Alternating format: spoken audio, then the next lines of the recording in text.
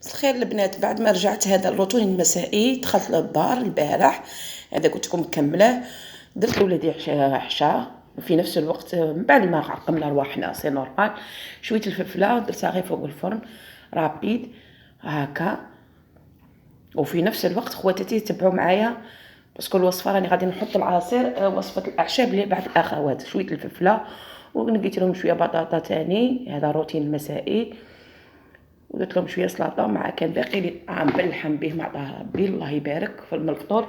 هكا درت لي ما ياكلش الطعام ياكل حاجه خفيفه. سمعتوني سي بون خواتاتي. وهنا درت الماء فوق الفرن يسخن، وها مالاش ندير انا في الخلطه اخواتي اللي وصيتوني عليها. ندير حزمه تاع هكا نعناع. سمعوني جربوا هذه الوصفه وباذن الله والله العظيم مفيده جدا. شويه زعتر كتبوني خواتاتي، زعتر قليل من الزعتر. صحاب لا طونسيون ما يكثروش منه باسكو يضر. هنا حبات قرنفل، جربيها خواتاتي وباذن الله. اخوات اللي قالوا لي خليها لنا هايله الوصفه. ام دعاء هايله اختي قلت لك نحطها باذن الله. ثلاثه شوف النعناع الزعتر والقرنفل. سمعوني خطوه بخطوه. هنا الماء كي بدا تحسي غادي يغلى ها ديريهم ماشي من الاولى تكوني غاسلتهم وجدتهم. هنايا هاي لك بدا يغلى الله يبارك. جربي الوصفه وباذن الله تريحي ميم الاحتقان تاع الانف درك نعطيكش تزيديه معاه. هنا مغرف نص مغرف هكا تاع سكينجبير، يعني سكينجبير ولا الزنجبيل خواتاتي. شوفوا في نفس الوقت راه يغلي هكا ديري معاه الزنجبيل. شوفوا هنا شنزيد اضافه اخرى. شوفوا جربيها الوصفه. وهذا مسحوق الثوم.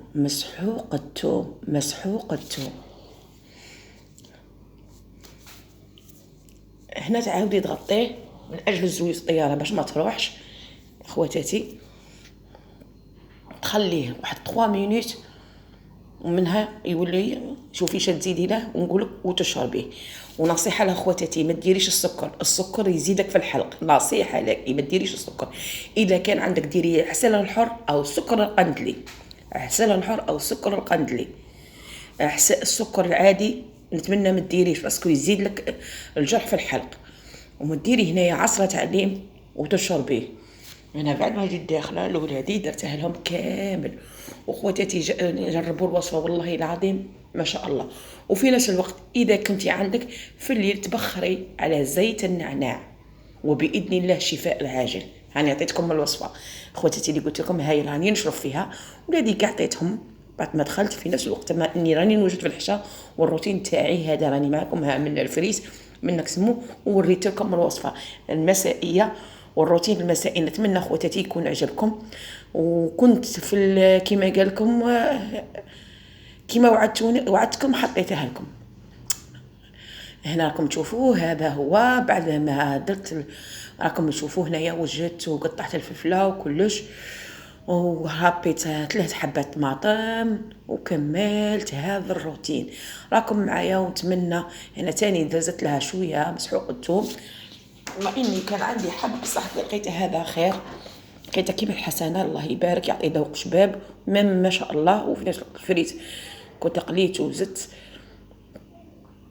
هاكا نكمل الروتين تاعي وراكم معايا وراني معاكم خياتي. ما تنسونا جيم وكومونتير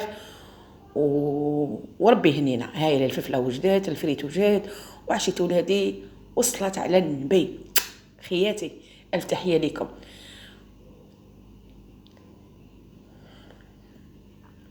نتمنى يفيدكم داك المشروب خواتاتي. شوف الفلفله خرجت ما شاء الله طريه الله يبارك مثل تاع العراس باذن الله. واللي شكون اللي تقول لي